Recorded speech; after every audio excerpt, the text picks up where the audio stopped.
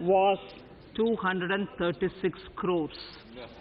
In 2019-20, this was increased to 8,285 crores. Now in 2021, it is at 10,530 crores. More than 40 times increase from 2013-14.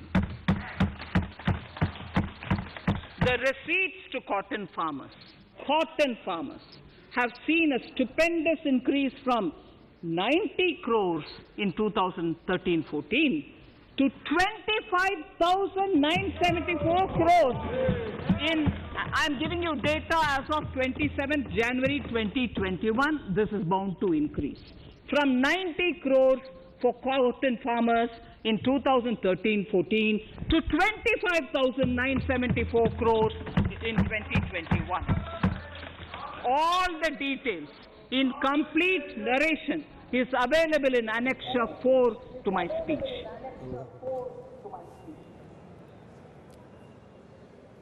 तो निर्मला सीतारमण वित्त मंत्री, उनकी बातें बड़ी आपने सुनी हैं अभी। अब अंशुमन तिवारी जी, रेट्रो टैक्स को लेकर सरकार ने बड़ा फैसला किया है। हाँ, ये कितना बड़ा तबका है जिसको ये असर करेगा, और क्या इसको ये बड़ी शिकायत थी टैक्स पेयर्स की कि उनके पुराने मामले खोले जाते हैं।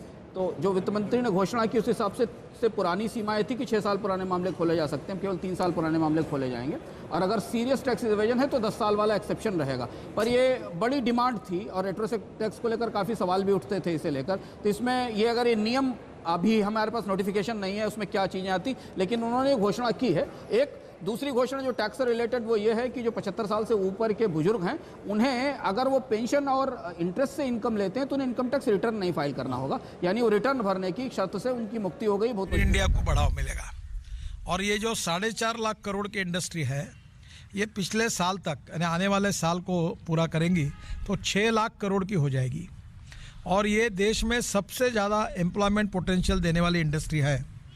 अब इसमें और दूध में शक्कर है ने स्क्रैपिंग पॉलिसी जाहिर हुई है। अब स्क्रैपिंग पॉलिसी के बेनिफिट्स काफ़ी बड़े हैं, और इसके कारण क्या होगा कि हमारी जो अभी वर्ल्ड के सभी ब्रांड्स हमारे देश में प्रेजेंट है, मर्सिडीज से लेकर ऑल बिग मैन्युफैक्चरर आ रहे हैं। अब हम लोग electric, ethanol, methanol, biodiesel, bio CNG और हाइड्रोजन फ्यूल सेल को भी इनकरेज कर रहे हैं।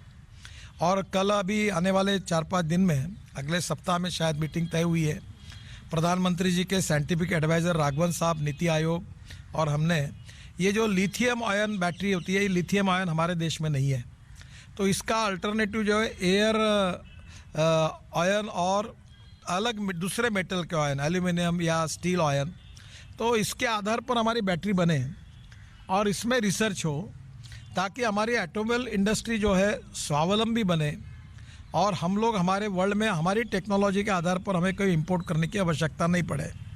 तो अभी पहली बात तो ऐसी है कि हमने लिथियम आयन बैटरी हमको इंपोर्ट करनी पड़ती है, तो इसका भी काम हमने शुरू किया है। ये जो स्क्रैपिंग पॉलिसी हुई है, इसमें 51 लाख लाइट मोटर व्हीकल जो है, जो 20 साल से पुराने हैं, ये स्क्रैप हो जाएंगे। तो जो गाड़ी स्क्रैप करेगा वो नहीं लेने वाला ही है, तो ये ऑटोमोबाइल इंडस्ट्री को और बढ़ावा मिलेगा। 34 lakh light motor vehicle are older than 15 years and 51 lakh light motor vehicle are older than 20 years. बाद में 17 lakh medium and heavy commercial vehicle, 17 lakh older than 15 years without valid fitness certificate. अब ये 17 लाख और ये संख्या जो है, ये मैं जो देख रहा हूँ, ये करीब 1 करोड़ से ज़्यादा व्हीकल है। ये पोल्यूशन कर रहे थे, क्योंकि जितना पुरानी टेक्नोलॉजी है वो एयर पोल्यूशन भी कर रहे थे, फ्यूल भी ज़्यादा खा रहे थे। तो अब ये और other older vehicle pollute 10 to 12 times more than fit vehicle, यानी 10 से 12 गुना ज़्यादा पोल्यूशन कर रहे थे। तो पहली बात तो ऐसे कि reduce population of old and defective vehicles on road, ये पहला एडवांटेज में पोल्यूशन कम होगा। दूसरा एडवांटेज 25 से 30% reduction in vehicular air pollutants, इसमें इसकी कमी होगी। तीसरी बात improved road safety, newer vehicle meet road safety standards. Because of improved